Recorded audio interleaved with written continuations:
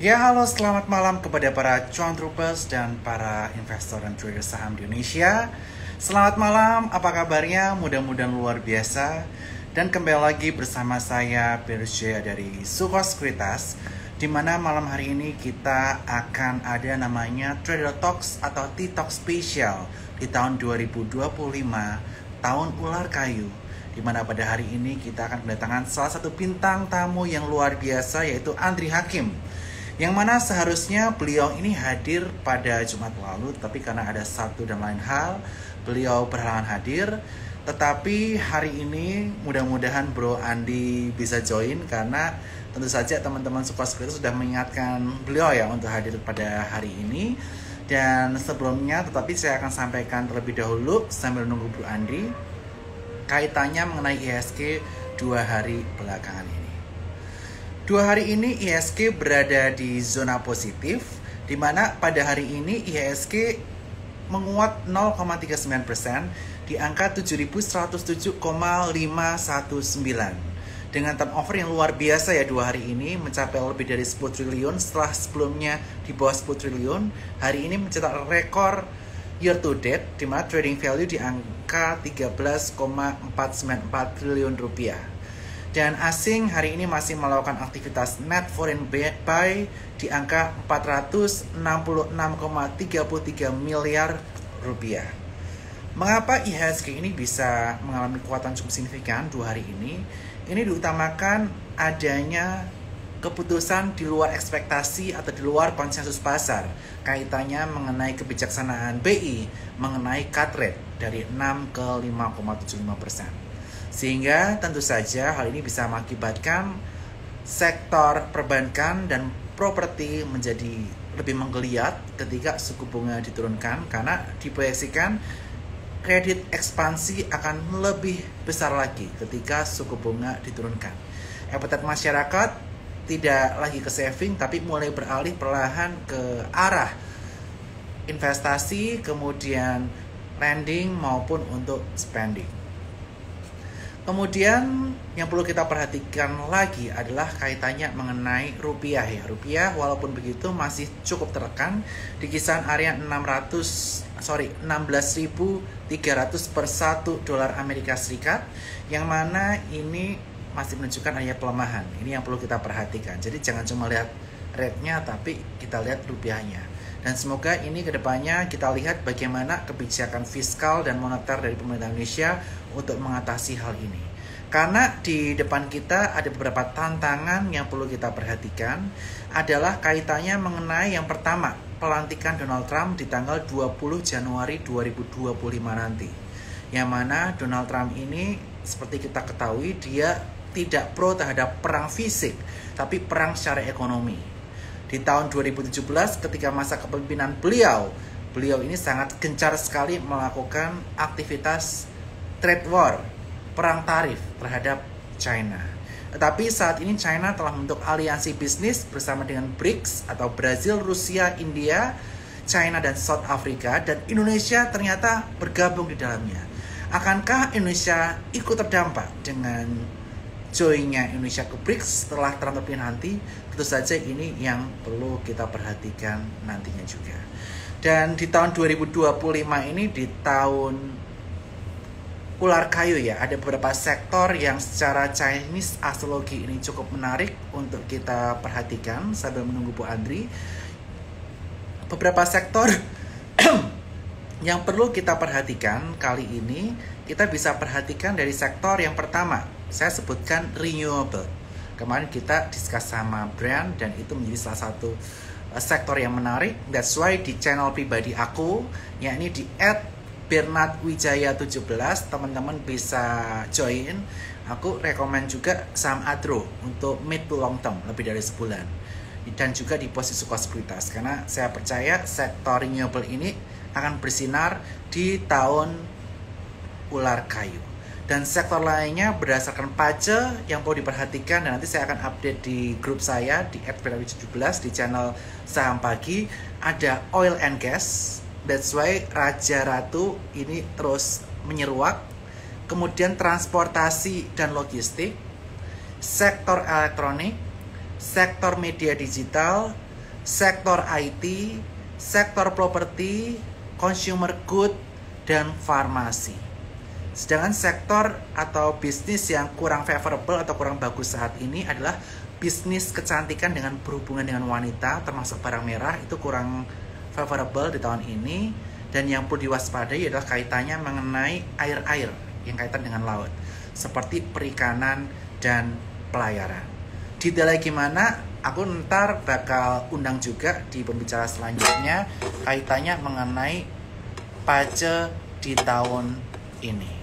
Dan di sini saya akan coba undang Bro Andri terlebih dahulu.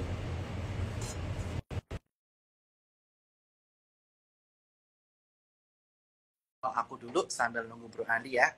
Jadi di channel aku yang saat ini masih berada di watchlist, teman-teman bisa join bareng-bareng di Saham Pagi di @bel17. Ada beberapa saham. Yang pertama adalah Raja. Raja ini saat ini menguji area resistennya di kisaran area 3.670. Dan turnover Raja ini lebih besar dari 100 miliar dalam satu bulan terakhir. Tentu saja kita ekspektasikan ada potensi si Raja ini bisa masuk ke indeks lainnya. Salah satunya adalah indeks MSCI. Kemudian anak usaha Raja yang baru saja IPO yaitu adalah Ratu yang fokus ke upstream. Hari ini terkena suspensi setelah 5 kali arah secara beruntun. Nah, akankah besok Ratu buka arahnya? Tentu saja ini menjadi pertanyaan. Dan tentu saja kita akan lihat secara teknikal, secara flow gimana besok. Jadi saya belum bisa merekomendasikan untuk Ratu besok bagaimana. Tapi kalau dia arah lagi, ada potensi dia akan terkena suspend lagi sebanyak 2 hari. Sesuai dengan peraturan Bursa Efek Indonesia. Itu yang perlu diperhatikan. Tapi menurut pandangan saya, Ratu ini walaupun valuasinya cukup bisa dibilang mahal saat ini, tapi bisnisnya cukup menarik. Karena satu-satunya perusahaan Indonesia yang sektornya adalah investment holding untuk oil and gas, untuk migas, baru saja Ratu aja. Dia memiliki 2 participating interest, yaitu di Cepu dan juga di Blok Jabung. Dan tentu saja ini yang menarik minat investor. Karena mengapa? Karena tentu saja bisnis dengan potensi upstream ini menarik untuk dilirik. Dikala Indonesia ini sedang fokus ke ketahanan energi dan harga oil beberapa hari beruntun dalam 1 minggu ini naiknya udah di kisaran area 6%. Jadi ini menarik banget untuk Ratu, tapi untuk masuk kita tunggu pergerakan lagi karena udah arah 5 hari beruntun. Jadi rajanya ini yang menarik untuk ditilik. Terus kemudian yang saya rekomendasikan juga di grup Saham Pagi di IG saya @bel17 adalah AADI. AADI ini menarik banget. Aku suka gerakannya karena secara teknikal itu cantik. Setelah dia break 8.600, dia cenderung mengalami kenaikan. Kalau ada penurunan pun volumenya cukup tipis. Dan saya perkirakan dia akan menguji resistance area 9.400. Dan di channel saya udah rekomendasi beli dari kisaran area 7.800 untuk AADI. AADI ini menarik banget. Selain juga sister company-nya yaitu Adro atau Alamtri. Karena seperti saya sampaikan, sektor renewable energy ini menjadi pilihan yang menarik di kala energi seperti saat ini di ular kayu. Dan valuasinya dia jauh lebih murah daripada Brent. Walaupun saya Brent juga suka. Saya hari ini tradingin Brent juga. Dan selamat buat teman-teman yang join grup Saham Pagi. Hari ini cuan dengan Brent-nya. Untuk Adro dia menguji area 2470. Ini area penting. Di area moving average 20. Kalau dia udah bisa bergerak dan tertahan di area MA 20-nya, di area 2470, dan bertahan selama minimal 1 minggu, potensi selanjutnya dia bisa menguji area resisten 2730. Adro ini masih laggard, jadi cukup menarik. Kemudian, rekomendasi di channel Saham Pagi saya ada Grup Bakri, BRMS Bumi Dewa, di oil ada Medco, di nikel ada NCKL, kemudian ada MTEK, dan juga properti ada SMRA. Lalu bagaimana rekomendasi saya selanjutnya? Makanya jangan lupa join channel saya di @biology17 atau di Saham Pagi Channel. Follow Instagram saya, join channelnya. Karena Bro Andri udah datang, jadi saya langsung aja ke Bro Andri Hakim.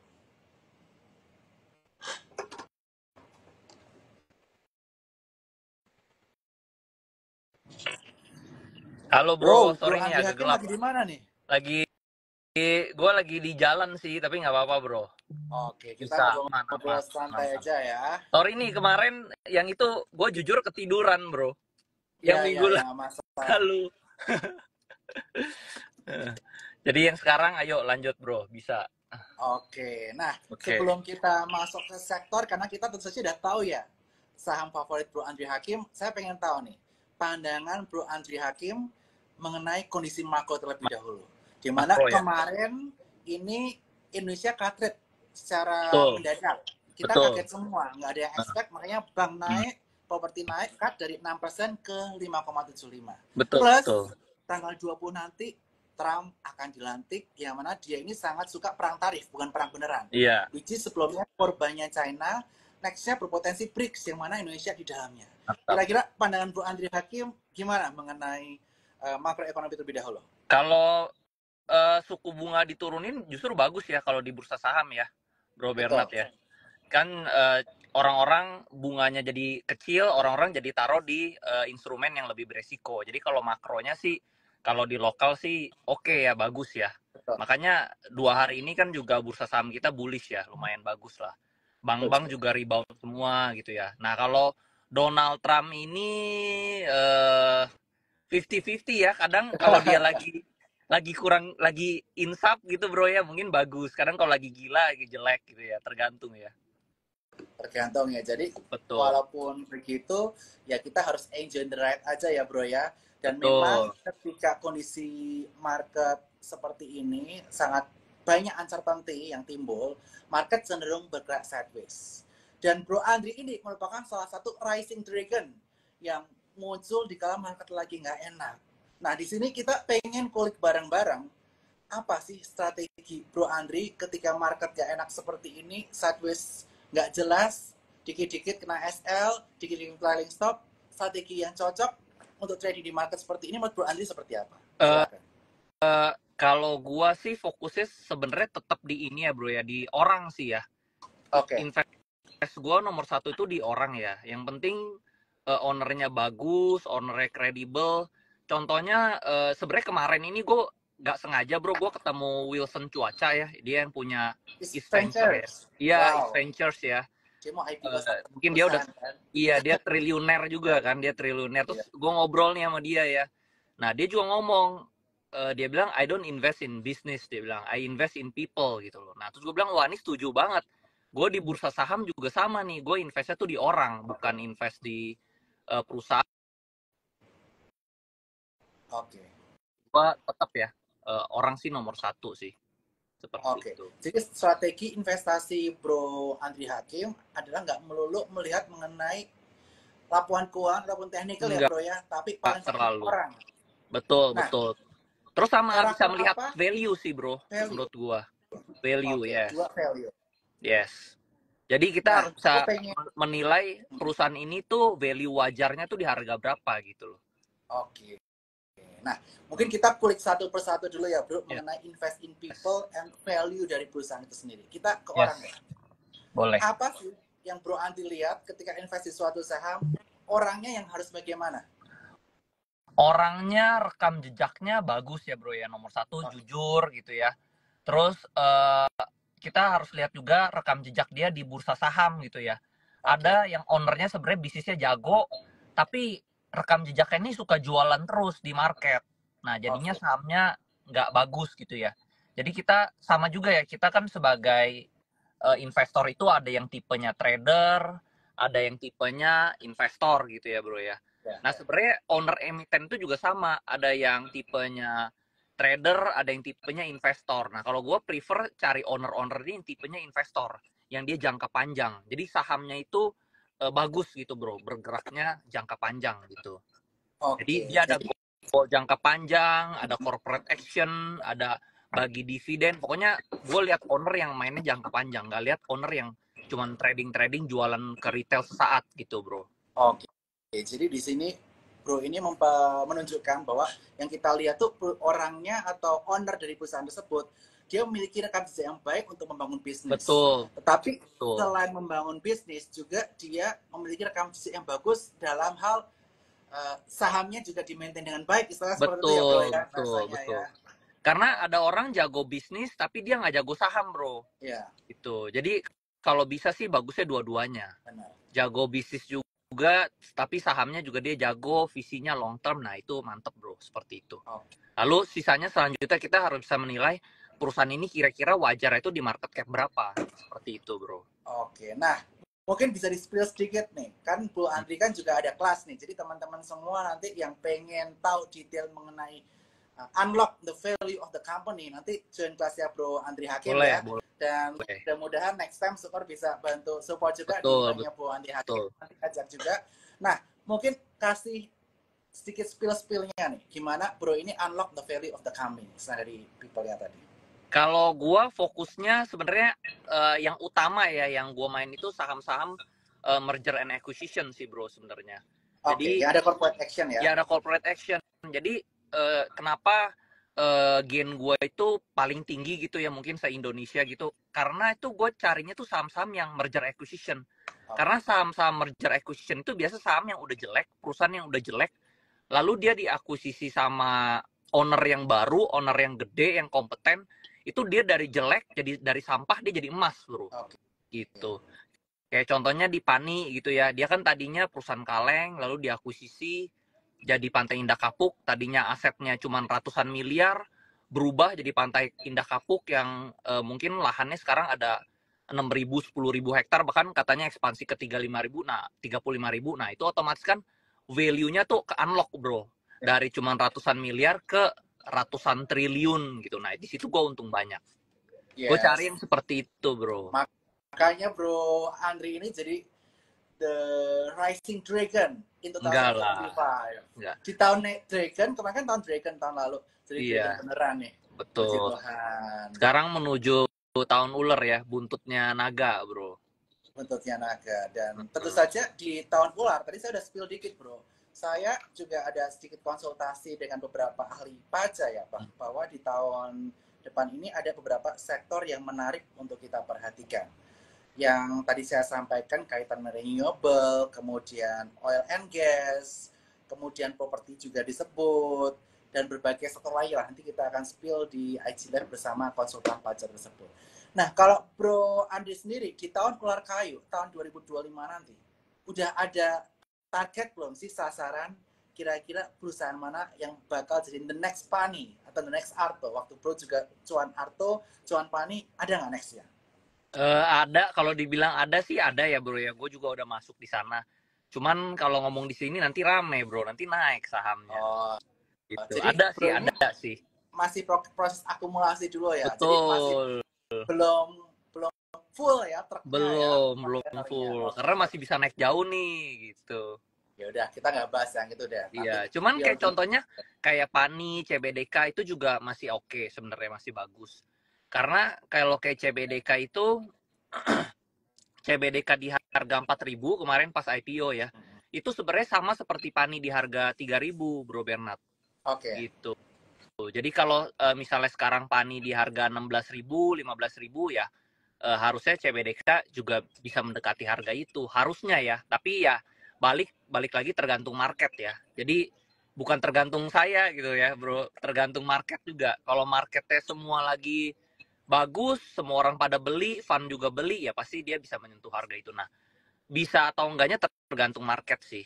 Yeah. Gitu. Cuman kalau dihitung harga wajarnya ya Pani 4.000 itu sama seperti CBDK harga CBDK harga 4.000 itu sama seperti Pani harga 3.000-an, seperti itu. Itu kalau dari perhitungan NAV-nya.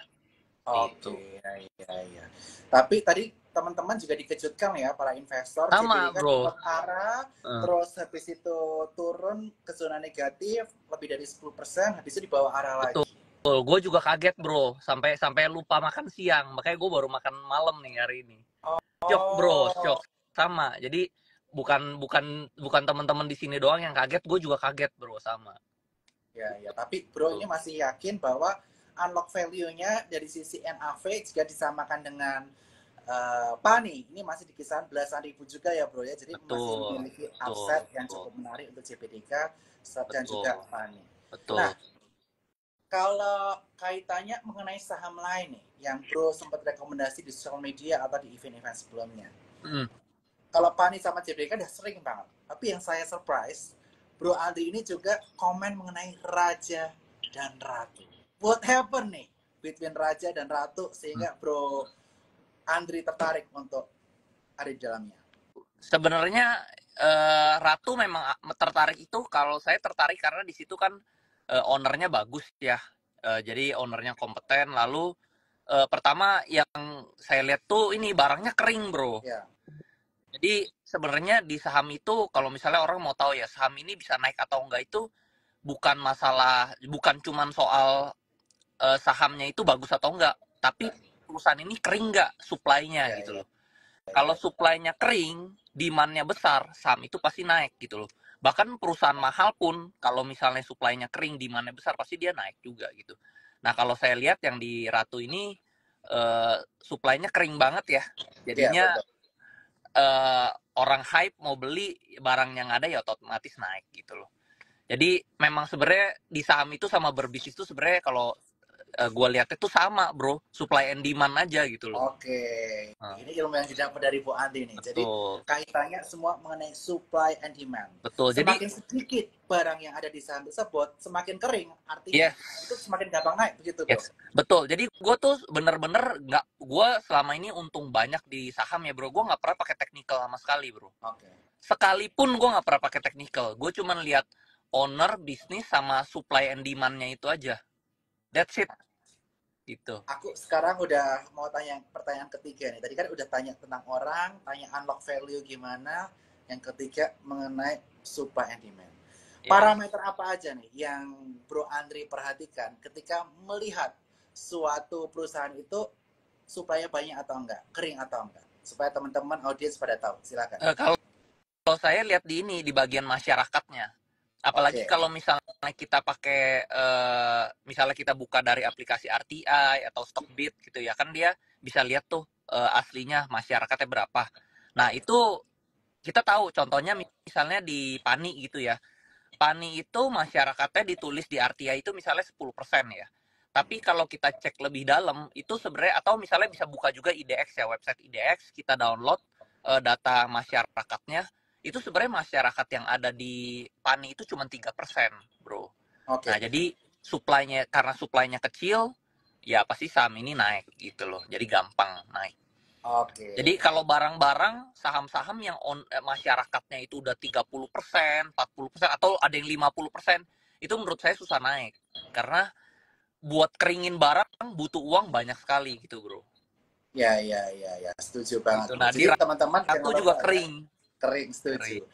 Dan ini Bro Andri benar banget nih, teman-teman bisa cek di menu profile di RTI. Di sini ada shareholder composition. Di sini teman-teman cek yang masyarakatnya kecil. Yes. Semakin kecil masyarakatnya itu semakin kering. Yes. Jadi potensi diangkatnya lebih Tinggi. gampang dibandingkan Betul. saham-sahaman. Jadi Betul. misalnya nih Bro, kita kan udah ada ramalan nih. Tadi aku udah sampaikan salah satu yang menarik adalah oil and gas. Yes. Jadi kita kalau mau bandingin perusahaan-perusahaannya jangan cuma bandingin oil and gas yang dari sisi PE BBV only, tapi Yes. juga bandingin dari sisi tadi people-nya, kita bandingin dari value-nya, dan yang ketiga shareholder composition-nya. Betul, Bro? Yes. Yes. Betul. Setuju. Karena terus juga ini ada efek psikologis, bro. Efek psikologis dari sisi owner ya. Karena Oke. dulu gue punya family juga pernah punya perusahaan IPO, bro. Jadi Ya. contohnya misalnya dulu perusahaan IPO kita itu tulisannya publiknya 20%. Kenyataannya itu nggak 20%. Kenyataannya itu publiknya cuma 5%. Sisanya itu pakai nama karyawan, nomini gitu loh. Nah, itu yang menyebab, jadi saya tahu tentang supply and demand ini yang orang-orang nggak tahu gitu loh. Ya, ya, ya. Lalu juga ada kepentingan, misalnya contohnya kalau saya owner nih, saya punyanya 90%, sedangkan masyarakatnya 10%. Nah, saya jadi kepentingan saya mau ngangkat saham tuh lebih tinggi. Karena kalau saya sahamnya naik, saya yang paling diuntungkan gitu loh. Oke, oke. Sedangkan kalau saham saya misalnya cuma punya 50%, terus masyarakat ada 50%. Saya nggak mau naikin. Karena kalau gue naikin, lu semua yang untung gitu. Jadi Ya. lebih efek psikologis dari sisi owner sih. Oke, jadi clear ya. Tapi saya nggak boleh sebut ulang kesimpulan yang tadi karena itu buat saya nggak boleh. Jadi tadi Oke. Andi udah spill dari sisi investor yang disampaikan Yes. seperti itu. Tapi saya nggak akan ulang. Tapi kita akan bahas lagi ke emitennya lagi nih. Tadi Oke. Ratu dan Raja. Karena Ratu ini tadi sangat kering, artinya shareholder composition-nya free float-nya tipis lah yang beredar di masyarakat. Betul. Kenaikan cukup signifikan. Betul. Nah, kalau dengan Rajanya yang saat ini akan fokus di bisnis midstream dan downstream only, sedangkan Ratu nanti di upstream. Apakah dengan 2 perusahaan dilepas, ini akan menguntungkan Rajanya juga? Kalau di sisi gua sih lebih suka Ratunya ya, kalau gua ya. Tapi mungkin ini preferensi ya. Mungkin harus dipelajari lebih dalam lagi. Kalau gua lebih suka Ratu karena kayak Ratu lebih kering ya, kayaknya ya. Kering tapi susah dapat barangnya, bro. Iya, susah. Nah, tapi gue ada teori nih, bro. Memang barang bagus itu susah didapatkan. Gitu. Ya. Justru kalau yang diobral-obral gampang dapat itu justru artinya dia nggak bagus, bro. Jadi makin susah didapat, makin kita kejar, bro. Kayak pacar gitu, bro. Benar. Jadi kalau ya benar kalau cewek kalau kita lihat dia makin jual mahal, makin penasaran gitu ya, bro ya. Nah, sama nih. Kalau saham-saham bagus justru belinya susah, kumpulinnya susah. Kalau kumpulinnya gampang justru ya kurang bagus biasanya gitu, bro. Dan mirip jam juga ya, luxury watches segala macam. Betul. Yang Patek Philippe segala macam. Kalau kita ke tokonya pasti nggak standby. Harus nganti beberapa bulan atau bertahun-tahun baru dapat barangnya. Makanya secondary marketnya harganya di atas harga retailnya. Betul. Ya. Oke. Clear nih, Andi. Ini Bro Bernard masih di kantor nih, rajin banget ya. Iya luar nih, bro. Biasa. Ini CEO sejati nih, CEO of the year. Nah, buat support aku nih, jangan lupa bro, teman-teman buka rekening di efom.sukasekuritas.com. Jadi wajib. kita bakal kedatangan bintang tamu spesial Kak Andri Hakim, Malkio, dan sebagainya. Wajib buka rekening. Dan nanti aku juga ada channel bro, channel yang untuk trading, yang jangka pendek, ada jangka panjang juga. Dengan follow Instagram aku @benatwija17, di follow channel aku. Nah, Raja Ratu tuh salah satu topikku bro.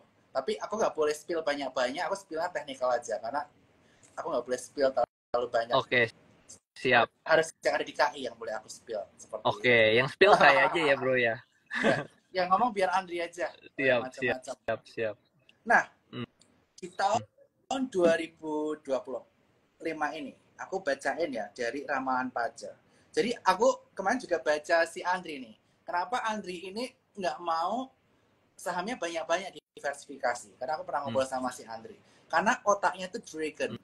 Cara dia berpikir. Karena jam lahirnya tuh di pagi hari, kisaran 7-9, itu jam dragon. Dimana dia tuh kalau mimpi besar. Nggak mau ya nanggung-nanggung. That's why kalau beli saham, seperti slogannya Bu Andri, cacing-cacing, naga-naga. Ya, itu sampai rame ya bro ya. Itu rame banget, viral tuh videonya. Iya, viral di mana-mana ya. Mungkin aku pengen tahu nih, konsep investasi Bro Andri cacing naga itu seperti apa? Dan apakah ini bisa diterapkan ke semua orang sebelum aku ke sektoral? Silakan Bro. Kalau gua soalnya kalau misalnya uangnya masih kecil ya, dulu kan gue juga sama ya, diversifikasinya terlalu banyak.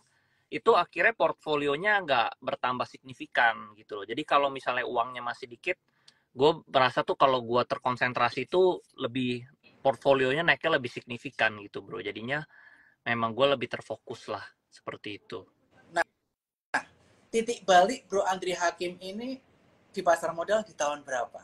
Di usia berapa? Supaya kita tahu kalau tidak ada yang terlambat nih, buat teman-teman sekalian. Sebenarnya gue invest di saham itu agak telat ya bro ya. Gue baru untung besar di saham itu di 2020. Itu umur berapa? Itu umur berapa ya? 5 tahun. Sekitar 29. 29. Iya. Oke. Nah, 29. Jadi di umur 29 gue baru merasa untung besar lah dari saham. Oke, bro. Udah telat banget gitu. Warren Buffett mah mulainya di umur 14 tahun. Gue di 29, bro. Iya, iya. Tapi nggak masalah. Ini masih inspirasi buat teman-teman, bro. Kalau semuanya sukses karena invest dari muda, orang-orang nggak bakal mau di saham sekarang, ya. Iya. Nah, tapi gue belajar saham udah dari 2017. Oh, oh. Kamu Cuman waktu sio. itu masih trading. Karena masih trading Oh, untungnya nggak besar. Di kamu 2020 gue udah mainnya nggak trading. Gue mainnya multi bagger. oke. Yang tadi yang tiga Saham-saham kriteria tadi turnaround. ya. Yes. Yang owner dulu, Owner pertama paling penting dulu. owner nih. Pokoknya Yes. dia kerjanya bagus, tapi dia juga maintain sahamnya. Yes. Nggak mau sahamnya anjlok. Itu dia Yes. benar-benar hati sama saham. Yes. Kedua, value-nya masih murah. Murah. Yes. Termasuk biasanya yang corporate action kan value-nya Yes. kemurahan. Jadi dimasukin Yes. ada di sana. Betul. Dan yang ketiga tadi supply and demand. Yes. Nah, Udah itu aja bro, nggak usah simple-simple. Makin kita rumit, seleksinya makin menyusahkan diri kita sendiri gitu. ya. Nah, bro, mungkin aku bakal sharing sedikit ya. Aku hari ini baru dikirimin slide sama my pager leader nih. Jadi bisnis apa sih yang bagus di tahun 2020? Ini ada pertama oil and gas. Raja Ratu, makanya aku juga invest. Sama tadi aku beli Medco lah. Terus transportasi logistik, elektronik, media digital, IT, properti, farmasi, dan consumer goods. Kalau bro yang sekarang ditargetin sektor apa? Gak usah sebut saham. Mungkin properti sama mining suka sih. Properti miningnya sektor apa? Lebih ke ini ya apa? Mining sih lebih beragam ya. Mungkin batu bara oke, nikel oke gitu loh. Kalau saya tuh sukanya bisnis yang gede-gede gitu, yang gue sendiri nggak bisa buka. Gitu. Kalau mau buka sendiri itu susah gitu loh. Jadi mendingan gue invest aja gitu. Kalau bisa buka sendiri mah nggak usah invest, buka aja sendiri. Jadi ini bro ini invest perusahaan yang gede-gede, yang skalanya luar biasa besar, yang bro Andri nggak bisa buka sendiri ya. Yes. Tadi bro sebutkan sektornya properti cocok. Yes. Tadi saya juga ada properti sama mining, coal sama nikel. Oke, ini menarik. Yes. Nah, atau perbankan lah, udah itu doang. Oke. Tiap kali gue untung saham tuh bulak-balik di situ-situ aja sih. Oke. Ya. Nah, kemudian Bro Andri, ketika memilih sektor, tadi kan kita memilih saham nih, kita mau bottom up dulu nih, ketika memilih sektor, apa yang perlu kita perhatikan dari si makroekonomi? Kalau pas memilih sektor, gue carinya saham-saham yang ini dulu ya. Pertama backdoor listing, diakuisisi, udah gitu baru gue cari dari perusahaan backdoor itu mana yang paling menarik sebenarnya, seperti itu. Oh, oke. Jadi bro ini strategi bukan top down tapi bottom up ya. Yes. Jadi cari perusahaan-perusahaan yang ada potensi backdoor listing, yang ada berita-berita seperti itu, semakin digali, pelan-pelan beli di situ, akumulasi ya. Dan diam-diam dulu strateginya, baru ntar kalau udah mulai rame baru ya info ke teman-teman. Iya, ya kurang lebih seperti itu. Iya. Jadi kalau saham-saham yang liquid ya teman-teman, memang ini aku mungkin mau disclaimer ke teman-teman, kalau saham-saham yang udah liquid banget, kalau mau backer puluhan kali, ratusan kali itu udah lebih susah. Susah, betul. Kenapa? Karena tadi Bro Andri bilang supply and demand-nya udah nyebar kemana-mana, barangnya udah nggak kering, udah nyebar. Yes. Jadi dikontrolnya susah. Tiap ada yang mau naikin, ada yang buang. Betul. Jadi kalau teman-teman carinya sekarang saham-saham yang liquid, gampang keluar, gampang masuk, jangka pendek, itu susah untuk puluhan ratusan kali backer. Betul. Mungkin cerita. Betul. 100 buat Bro Bernard. Tapi kalau kering, emang ada risiko juga buat Bro Andri. Makanya dia nggak mau spill dulu. Apa risikonya? Risikonya dia liquidity exit-nya susah di awal-awal. Tadi akumulasi, bid offer masih tipis-tipis. Mungkin yang beli cuma Bro Andri doang, yang jual nggak banyak. Entar semakin lama udah barangnya cukup, udah kering, Bro Andri dan lihat kering ya, itulah baru pesta mulai. Tapi kalau udah pesta udah mulai itu, artinya teman-teman cuannya biasanya ya nggak susah lah di atas 10 kali lipat, bener nggak? Nah, kalau saya nunggu liquidity-nya itu tunggu dia corporate action.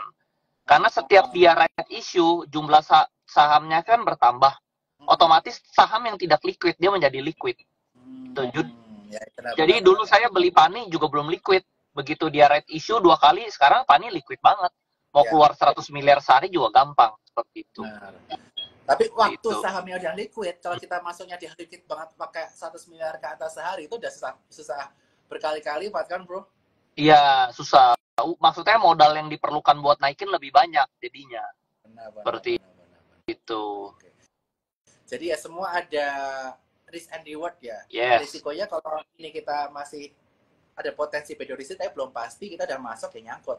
Betul nggak? Yes. Dan beresiko juga. Resikonya itu kalau dia backdoor-nya jadi, ya kita bagger. Kalau backdoor-nya tidak jadi, ya sahamnya turun. Karena banyak juga backdoor yang nggak jadi. Misalnya di BNBA itu nggak jadi kan. Tadinya dia mau dijadiin Shopee, nggak jadi.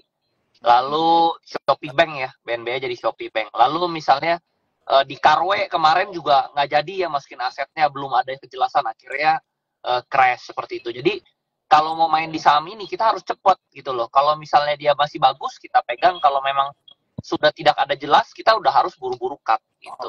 Jadi memang sangat beresiko. Jadi gitu. Dia gini ya bro ya. Jadi saya mungkin summary ke teman-teman, multi bagger itu potensinya sangat luar biasa. Yeah. Itu bisa kayak Bro Andri. Yes. Tapi emang ada risikonya. Betul. Nah, betul. Kalau potensinya nggak jadi, ada potensi turun. Yeah. That's why asumsi awal ketika beli saham itu harus asumsinya betul terus. Kalau asumsinya salah harus kita berani cut cepat. Bener Kak. Betul lah, Bro. Jadi kita harus up to date terus setiap hari perkembangan perusahaan ini ngapain gitu. Kalau tiba-tiba dia ada red flag di situ kita udah harus cut. Benar. Gitu. Mau itu rugi berapapun kita harus cut. Nah, kebanyakan orang itu nggak bisa ikutin saya itu karena mereka mau untung, mereka nggak mau rugi. Udah turun dia nggak mau cut, dia mau tunggu ini balik lagi. Nah, saham-saham gitu kalau memang sudah gagal dia biasa susah naik seperti itu. Jadi kalau dari pengalaman aku ya bro, kalau trading saham itu kita harus tahu asumsi awalnya kenapa kita beli saham itu kita harus tahu. Kalau misalnya asumsi dan ekspektasinya udah nggak mungkin terjadi, udah nggak kejadian, kita harus berani cut loss. Betul. Contohnya, kita beli secara technical, udah break out nih, beli, tapi tiba-tiba breakdown, ya kita harus berani jual. Betul. Terus kita misalnya ekspektasi nih resultnya, earningsnya double digit nih, dapat info, contohnya, ternyata net profitnya nggak double digit, malah minus. Ya kita harus jual karena asumsinya udah nggak sama. Yes. Ini sama juga ya bro ya. Sama. Kita asumsi corporate action, tapi nggak jadi. Ya harus kita berani. Betul. Semua ada risikonya. Betul. Jadi kan ini sama kayak ilmu bisnis lah, gitu kan orang selalu bilang ya, mau untung besar lo harus berani rugi. Jangan cuma mau untung tapi nggak mau ruginya gitu. Ya betul setuju. Jadi harus berani rugi ya kalau memang selama dia masih sesuai jadwal ya. Tapi kalau misalnya ini jadi ya bisa jadi seperti Pani itu bisa 30 kali lipat gitu. Jadi saya di Pani itu 3.000% Bro Bernard. 30 kali lipat. Nah itu contoh yang jadi. Jadi kalau misalnya kena bisa untungnya berkali-kali lipat. Kayak di Arto juga saya jadi. Arto itu saya 22 kali lipat. 22.000%. 2.200%. Gitu. Di BBHI juga jadi. BBHI juga sekitar 2.000-4.000% gitu loh. Ya. Wah, boleh deh ntar diversifikasi modal. Ada yang trading, ada yang model-model begini deh yang lebih sabar. Gitu. Iya, itu namanya main backdoor listing sih. Main backdoor listing. Oke, Bro Andri. Ini udah mulai ada pertanyaan. Boleh ya, Bro ya? Ada pertanyaan dari teman-teman? Boleh. Aku tertarik juga sama pertanyaan yang ini nih. Tadi kan kita belum gali terlalu detail. Tadi kita cuma ngomongin NAV dari CP3 dan PANI.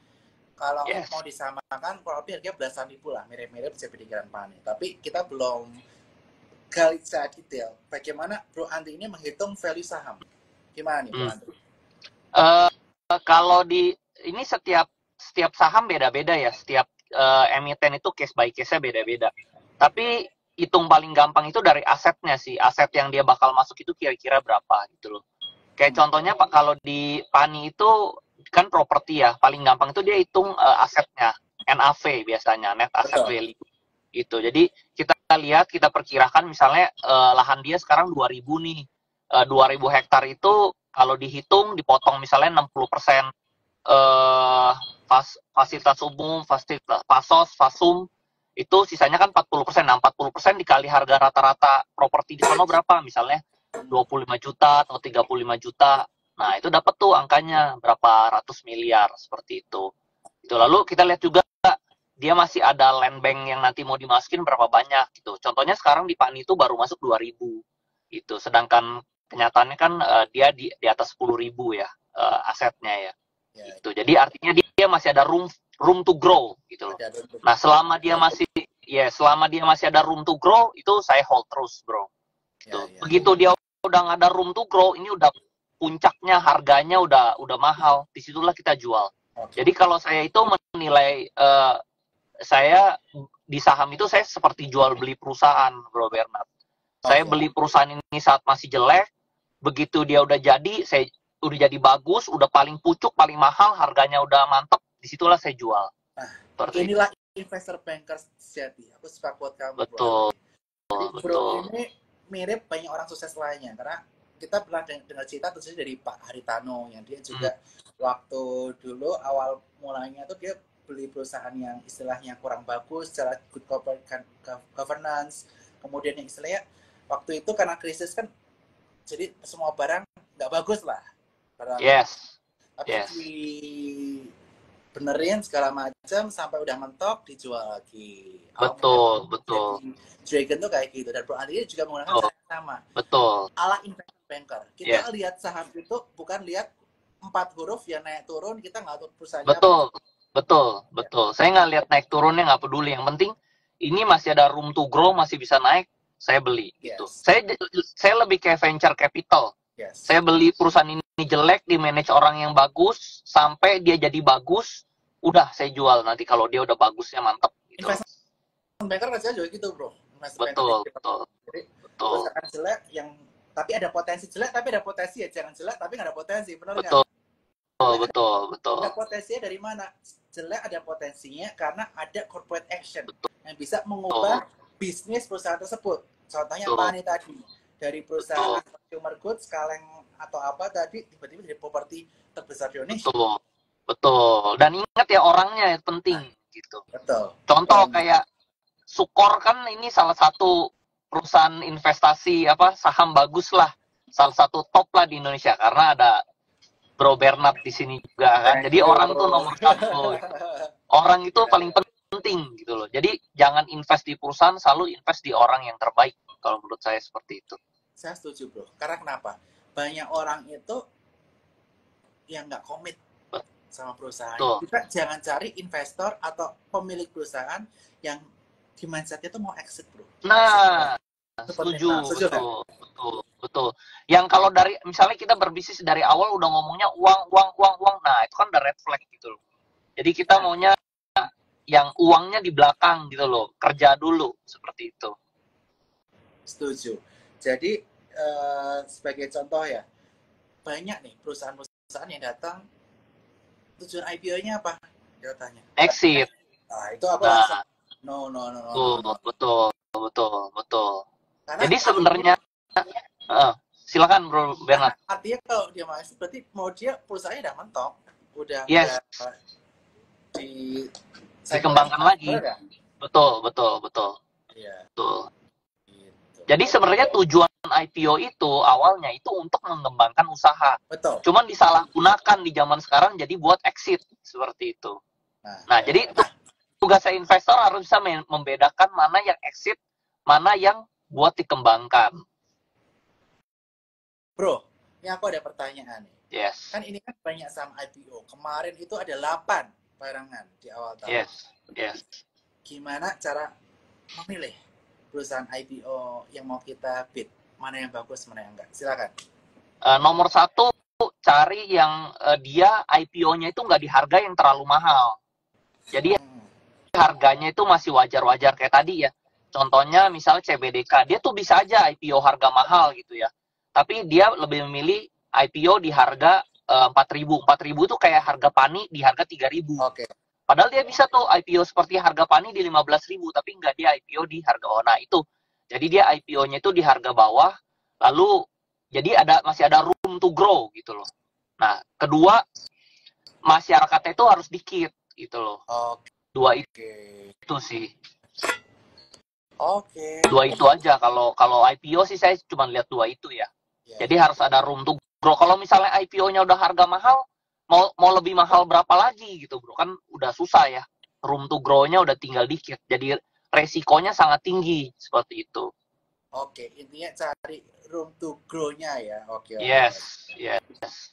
Oke, kita lanjut ke pertanyaan lainnya yang juga cukup menarik nih. Kita bahas secara tadi ini udah ya, cara menentukan IPO yang tidak mahal. Terus sekarang kita akan bahas ini nih.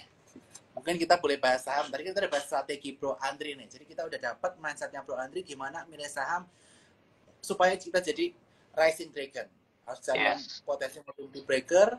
Kita udah jelaskan bagaimana, nanti tinggal tonton ulang videonya. Sekarang kita bahas saham. Apa nih saham yang bikin Bro Andri menjadi new dragon? Apakah masih cocok di hold di 2025? Silakan. Kalau saya sendiri sih pribadi masih hold ya. Cuman memang belakangan ini dia lagi koreksi ya. Cuman kalau saya sih masih hold ya. Kalau menurut saya sih masih bagus ya, masih bagus. Cuman harus sabar aja ya, tunggu dia main. Kayak contohnya misalnya di tahun lalu ya, itu PANI itu dari Januari sampai bulan Agustus itu dia sideways. Lalu di Agustusnya langsung naik 300%. Betul. Seperti itu. Nah, jadi sama juga. Sekarang permainan PANI itu sama. Sekarang tuh dia lagi masa sideways, bergerak. Nah, tapi nanti kalau bergerak ya itu kayak naga yang lagi tidur dia. Begitu dia gerak, terbang ya, seperti itu. Nah, kan tadi kan Bro Andri itu menyampaikan ada statement bahwa kita kalau misalnya lihat perusahaannya udah nggak ada room to grow lagi, kita better jual. Nah, kalau PANI berarti masih ada room to grow-nya ya? Kalau menurut saya masih ada, karena lahannya kan masih gede, sedangkan yang dimasukin baru 2.000. Seperti itu. Ya. Oke, ini udah dapat bocorannya. Jadi kan tadi kita berarti bilang room to grow. Dia bilang PANI masih bagus, apakah ada room to grow? Dia udah menyatakan. Di PANI itu masih 2.000 hektar only. Padahal total di Pantai Indah Kapuk ada berapa hektar, Bro? Kalau di video yang pertama ada 6.000, video yang ke berikutnya yang tahun lalu ada 15.000, video yang terakhir itu 35.000.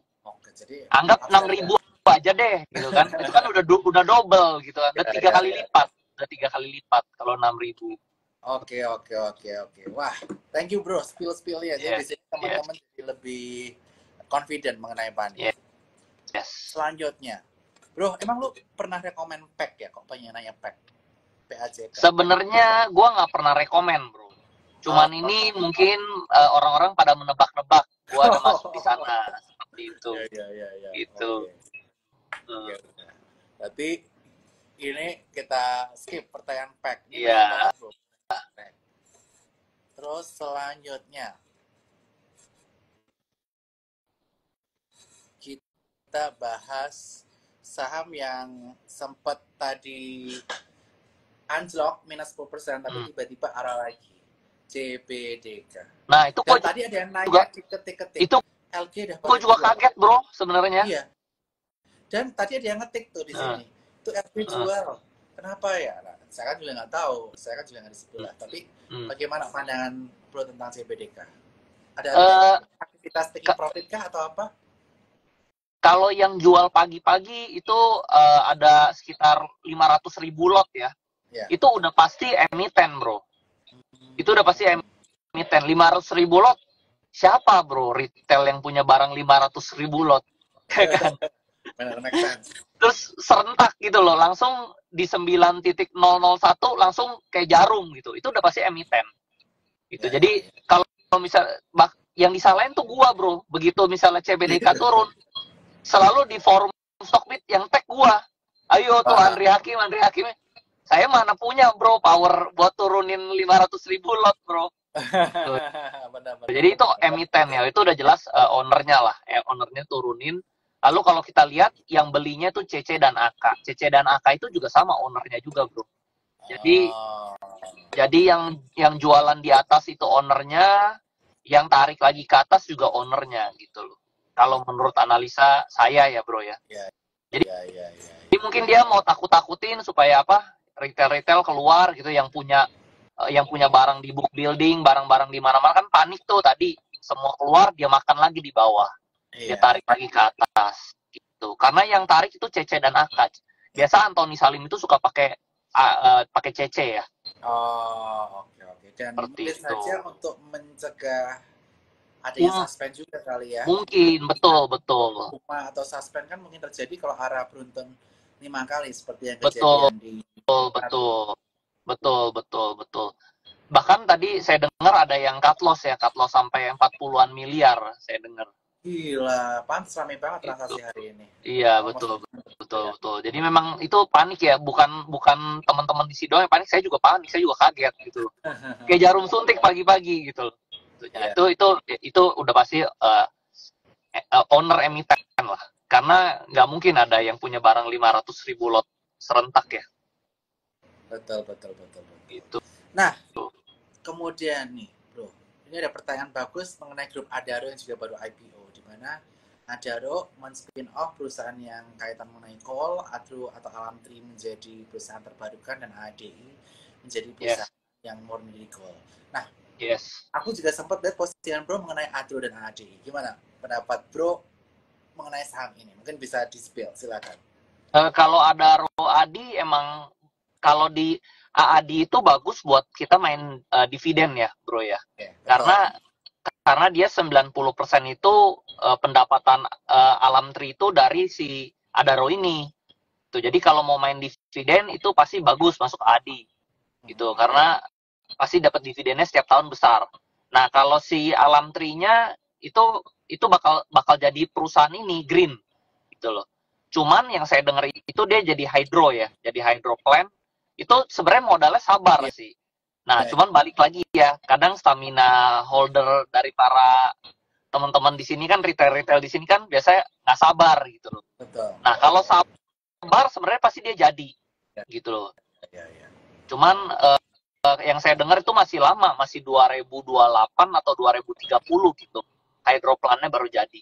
Cuman kedepannya itu rencananya itu pendapatan dari Alam Tri itu nggak akan kalah sama pendapatan dari Adaro Betul, gitu. Itu betul, yang betul. dari yang saya dengar dari omongan dari Pak Boy Tohir ya, saya bilang seperti itu. Dan tren kedepannya memang kan energi terbarukan itu menjadi kunci ya. Salah satu target Pak Prabowo di tahun 2030 juga kaitan mengenai energi terbarukan, Betul, mengurangi net zero emission segala macam. Jadi emang the betul, future is near, cuma kita nggak tahu kapan. Cuma kalau teman-teman yeah, believe dan emang nanti ada akuisisi atau corporate action mengenai betul, gas bumi baru atau EBT baru itu bisa betul, menjadi good story ya bro ya. betul, betul. Jadi emang sebenarnya jadi investor itu kita cuma tahu nih dia bakal naik karena bagus. Cuman naiknya kapan kita nggak tahu gitu. Dan berarti Bro Andri ini masih percaya ya Adro ini masih punya unlock value kedepannya masih bisa menjadi lebih besar lagi punya growth. Yes, yes. Aku juga Sebenarnya bisa, bisa. Cuman modalnya sabar aja sih ya, sebenarnya ya. aku juga setuju. Adro aku masukin ke list saham long term buat aku sekarang Hmm, di channel long term aku di channel Berat 17 saham pagi di follow @berat17 aku masukin Adro sebagai yang untuk long term. Dia untuk betul, unlock value growth investing. betul. Kalau Contohnya untuk Boy Tohir aja nggak keluar loh dari Alam Tri loh. betul. Dia masih di dalam sana. Kalau misalnya dia udah mau exit kan harusnya dia keluar dia cari direktur lain aja gitu. Justru mereka malah stay-nya di Alam Tri-nya bukan pindah ke Adaro gitu. Betul, Jadinya ADI. artinya masih potensi. Lalu dilihat juga pas kemarin turun dalam mereka buyback banyak sekali ya, ratusan miliar kan. Betul. 500 miliar lebih setahu saya buybacknya. Jadi pasti ada sesuatu dong, nggak mungkin nggak jadi apa-apa kan. Setuju. Dan juga bro, berdasarkan ramalan-ramalan Pajo bro, ini kan tahun ular kayu ya. Kayu ini elemen growth. Memang benar harus cari Samsung yang memiliki growth story ke depannya. Inovasi. Dan juga kayu itu related sama energi terbarukan juga. Kalau kita telisik secara detail.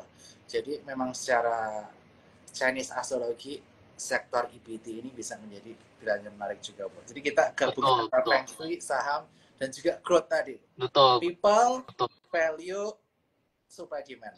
Ini kita ingatnya hari betul, ini. betul, Nah, betul. Bro Andri, ini kan tinggal 4 menit lagi. Aku pengen Bro Hmm. Andri memberikan closing statement mengenai strategi trading yang pas atau investasi yang pas di kala market lagi seperti ini ala Bro Andri Hakim supaya kita bisa menjadi rising dragon yang baru mengikuti Bro Andri. Silakan. Nah, kalau saya tergantung ya, ini tergantung resiko profilnya. Kalau misalnya teman-teman mau cari yang aman, ya mungkin cari perusahaan-perusahaan yang membagikan dividen, yang blue chip itu aman, tapi nggak bisa pertumbuhannya nggak bisa besar gitu ya. Kalau mau yang bertumbuhnya besar, resikonya besar, tapi ya sekali jadi bisa cepat gitu ya. Itu lebih di saham-saham yang backdoor listing, yang diakuisisi. Jadi itu perusahaan jelek, diakuisisi jadi besar ya jadi besar gitu. Nah, jadi tergantung risk profile masing-masing maunya yang mana gitu loh. Nah, lalu selanjutnya sebenarnya cuma perlu sabar dan fokus aja dan tekun gitu ya. Tekun itu artinya kita harus rajin cari gitu loh. Di bursa saham ini kan ada 900-an emiten nih. Nah, kita harus rajin cari. Nah, kalau rajin cari, saya setiap kali tuh setiap tahun ketemu terus gitu loh, Bro. Jadi harus tekun. Udah tekun, harus sabar gitu loh. Sabar itu ya kita tunggu dari dia jelek sampai dia jadi. Jangan buru-buru mau beli hari ini besok jual. Ya itu nggak bisa kaya, nggak bisa maksimal untungnya. Itu untung-untung kecil lah. Untung buat makan bisa. Nah, kita kan mau cari yang lebih dari buat makan. Gitu loh. Wah, luar biasa ya, strategi Betul. investasi ala Andri Hakim. Kita bukan cuma cari duit untuk makan doang, tapi untuk jangka panjang. That's why saat ini punya beliau trading berubah aliran menjadi investasi, di mana investasinya di yang people, betul. Ke value-nya yang bisa memiliki room to grow, dan yang ketiga yang barangnya nggak terlalu tercecer. Betul. Luar biasa. Tapi terus udah yang ketiga ada lagi, jangan lupa fokus gitu loh. Oke. Fokus itu jangan lupa misalnya kalau perusahaannya dipelajari terus portfolionya. Kalau misalnya udah jelek ya di cut loss. Kalau misalnya masih bagus di hold terus gitu loh. Oke, jadi kita sebagai investor harus mau kerja keras ya, mau baca-baca, belajar, cari tahu, fokus, di follow terus perusahaannya, jangan sampai ditinggalin, ntar tiba-tiba nggak jadi competition, teman-teman telat keluar atau gimana. Yes. Ya. Sama kan kayak kita berbisnis kan, nggak bisa dong bisnis kita ditinggal terus kan. Kadang ada saatnya kita harus cek nih, kalau misalnya kita punya bisnis terus kita tinggal nih, kan nanti karyawan kita korupsi, karyawan kita tidur-tiduran nggak kerja gitu kan. Jadi tetap harus dipantau nih. Contohnya misalnya Bro Bernard keluar negeri sebulan, nah pasti berantakan kan, karyawan pasti nggak kerjanya maksimal gitu. Jadi tetap harus dipantau. Good. Wah, thank you Bro Andri, aku jadi dapat mindset seorang new rising dragon di ISG yang ternyata cara pikirnya bukan cara pikir seorang trader atau investor biasa, tapi cara pikir seorang investment banker, Bro. Betul. Dengan transformasi lo yang luar biasa dalam beberapa tahun terakhir ini. Semoga kita semua bisa mengikuti Bro Andri, dan nanti kita ada event ya Bro ya. Aku undang Bro Andri juga, jangan lupa join. Kita bakal ngomong banyak di sana dan have fun di sana ya. Sorry mengganggu waktu malamnya Bro. Gak apa-apa, aman Bro. Thank you. Gua yang salah nih minggu lalu ke skip. Thank you. Oke, thank you Bro Andri. Bye-bye. Thank you undangannya. Bye-bye. Bye.